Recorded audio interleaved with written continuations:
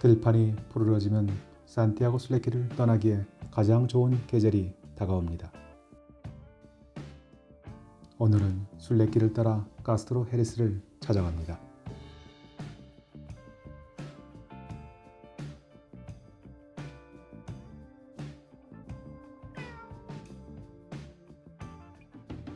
카스트로 헤리스는 마드리드에서 북쪽으로 280km, 약 3시간 반 거리에 있는 마을입니다. 산티아고 순례길을 따라 길을 나선 순례객들이 보입니다. 카스트로 헤리스는 여러 개의 산티아고 순례길 중에서도 북쪽 프랑스길에 속합니다. 프랑스 생장에서 출발해서 서쪽으로 스페인의 산티아고 데 콤포스텔라까지 약 800km의 여정 중간에 카스트로 헤리스를 만나게 됩니다. 하루에 20km에서 40km까지 걸어서 34일 일정 중에서 대개 15일 또는 16일 일정에 만나는 장소입니다. 봄날 카스트로 헤리스는 꿈꾸는 마을 그 자체입니다. 오래된 수도원 산 위의 성체를 보며 마을로 들어섭니다.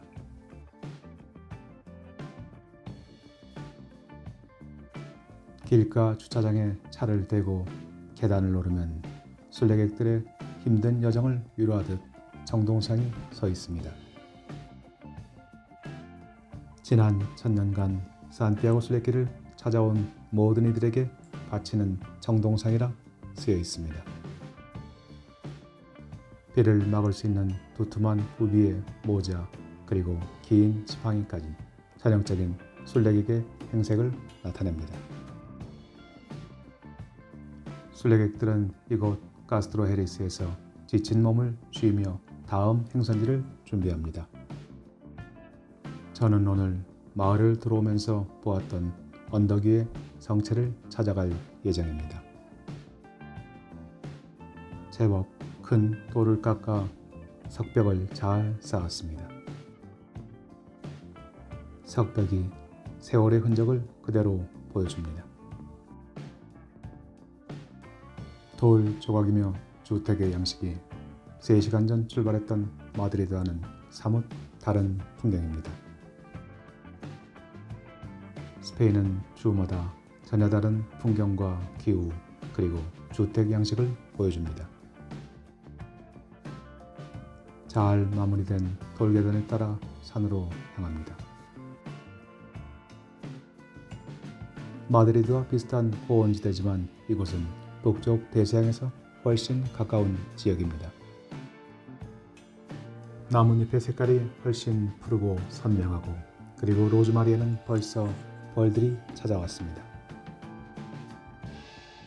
가로등이들이 온 골목길 한편의 그림이 아닐 수 없습니다. 카스트로 헤리스는 여느 마을과 달리 산을 따라 길게 마을이 형성되어 있습니다. 그래서 마을의 중심이 되는 마요르 광장도 이렇게 길게 형성되어 있습니다. 광장 한켠에 빨간색 깃발이 흩날리는 시청이 서 있습니다. 엘 푸에로 974 카스트로 헤리스. 카스트로 헤리스가 974년 엘 푸에로 즉 자치권을 수여받은 날을 기념하는 깃발입니다. 스페인의 도시나 시골 마을들로서는 국왕이나 영지를 다스리는 백작으로부터 푸에로를 받는다는 것은 가장 중요한 의미를 갖고 있습니다. 한가로이 휴식을 취하고 있던 치즈 고양이가 여행객을 반깁니다. 저도 한때 참 고양이를 키웠었습니다. 양이는 제가 고양이를 키웠다는 사실을 알고 있는 모양입니다. 치즈냥이에게 작별 인사를 고하고 저는 계속 산으로 향합니다. 마을의 고도는 804m입니다. 마을에서 산 언덕의 성체까지는 약 30분간 올라갑니다. 제법 경사가 급하지만 내려다보는 들판의 풍경이 더할 나위 없이 아름답습니다. 이 마을의 인구는 현재 700명이 조금 넘습니다. 1900년대 초 2400명에 달했던 인구가 이제 30%에 불과합니다. 그래도 매년 수십만 명의 산티아고 순례객들이 이곳을 지나가면서 마을은 관광업과 농업으로 활기를 되찾고 있습니다. 푸른 하늘, 하얀 구름, 녹색의 평원이 끝없이 펼쳐집니다. 수십 년 전 불암산을 날쌘 토끼처럼 뛰어다녔던 기억을 되새겨봅니다. 시간이 흘렀습니다.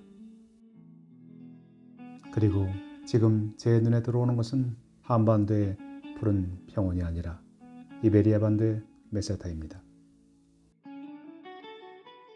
저는 길이의 삶, 시간과 공간을 자유로이 여행하는 여행자가 되고 싶습니다.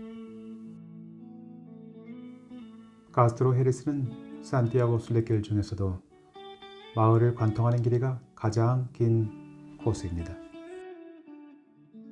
순례객들은 마을의 입구부터 출구까지 1500m를 횡단하게 됩니다. 산 아래 강이 휘감아들고 마을이 산 허리를 따라 길게 뻗어갑니다. 마침내 성에 도착했습니다. 이 언덕에는 로마 시대 이전부터 성체가 있었습니다. 지금 보이는 성은 8세기경 아랍인들이 확장을 하고 14세기경 기독교인들의 손을 거쳐 완성되었습니다. 성에서 내려다 보이는 풍경이 장대합니다. 360도 조망이 가능한 전략적인 방어 기지입니다.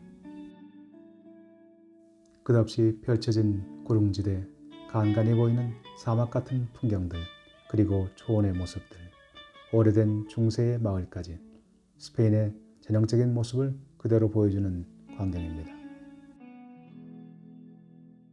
순례객들은 이 풍경을 보면서 자신을 버리고 자신을 찾습니다. 순례객들은 마음에서 타오르는 불길이 사라질 때까지 걷고 또 걷습니다. 덩치가 제법 있는 멍멍이가 저를 보고 꼬리를 칩니다. 인근에 사는 마을 주민들이 이곳에서 휴식을 취하고 있습니다. 이들은 멍멍이에게 프레이아라는 예쁜 이름을 붙여주었습니다. 순례객의 마을 가스트로 헤리스에서는 고양이도 멍멍이도 여행자를 반깁니다. 974년 카스티아 지역을 다스리던 가르시아 페르난데스 백작은 이 마을에 자치권을 부여하면서 조건을 내걸었습니다. 마을 주민들은 보병과 기병을 제공하기로 약속했습니다. 특히 마을을 보유하고 있던 농민들은 기마병이 되었습니다. 마을에 올라 긴 창을 세우고 적진을 향해 돌진하는 기마병은 당시 중요한 전략이었습니다. 백작은 이들 기마 농민들에게 하급 귀족의 지위를 부여했습니다. 스페인에서는 이들을 카바예로스 비아노스, 마을 기사라고 부릅니다. 이들은 마을의 행정 사무를 담당하였고 취득세와 상속세를 면제받았습니다. 비록 태어나면서부터 귀족이 되었던 이들과는 다르지만 이들도 상당한 혜택을 부여받은 계층이었습니다. 가스트로 헤리스는 카스티아 지역에서 가장 먼저 자치권을 부여받은 유서 깊은 마을입니다. 비바람에 무너져 내려가는 성을 보수하기 위한 흔적들이 엿보입니다. 이 성은 1755년 포르투갈 리스본 대지진 때 그 영향을 받았습니다. 약 10여 년 전부터 주정부 중심으로 성의 복원 사업이 한창 진행 중입니다. 작지만 사방의 들판을 바라보는 전략적인 위치에 자리 잡은 성이 당당한 위용을 자랑하고 있습니다. 스페인 중세 시절은 기사와 전투와 그리고 모험의 시대입니다. 넓은 평원을 기마병이 달려가고 전투에서 쓰러진 영혼을 독수리가 하늘로 높이 올려갑니다. 스페인의 역사는 수많은 이민족들 간의 전쟁과 투쟁의 역사입니다. 스페인 중부지역 어디를 가나 중세의 유적이 남아있고 기사단의 흔적을 찾아볼 수 있습니다. 스페인에서는 여전히 군은 존경받는 집단입니다. 며칠 전 세계는 스페인 왕실에서 들려온 한 가지 소식에 깜짝 놀랐습니다. 현 필리페 국왕과 레티시아 왕비 사이에는 2명의 공주가 있습니다. 레오노르와 소피아 공주 중에서 현재 레오노르는 장차 여왕이 될 몸입니다. 왕실은 레오노르 공주가 금년 8월부터 3년간의 군사교육을 이수할 것이라고 발표했습니다. 공주는 3년간 육사와 해사, 공사에서의 군사교육을 마치고 법대에 진학할 예정입니다. 레오노르 공주는 2005년 10월에 태어났습니다. 금년 10월이 되어야 만으로 18살이 되는 어린 나이입니다. 고교 과정을 마치고 3년간의 군사교육을 수료한 이후에 비로소 대학으로 진학합니다. 아버지 펠리페 국왕과 동일한 군사교육 과정입니다. 아버지 펠리페 국왕도 그리고 할아버지 카를로스 국왕도 모두 3개 사관학교를 다 마쳤습니다. 21세기 스페인에서 여전히 왕정이 존경받는 이유 중에 하나입니다. 레오노르 공주의 동생 소피아 공주도 똑같은 과정을 밟을 계획입니다. 스페인은 과거를 잊지 않고 그리고 미래를 준비합니다.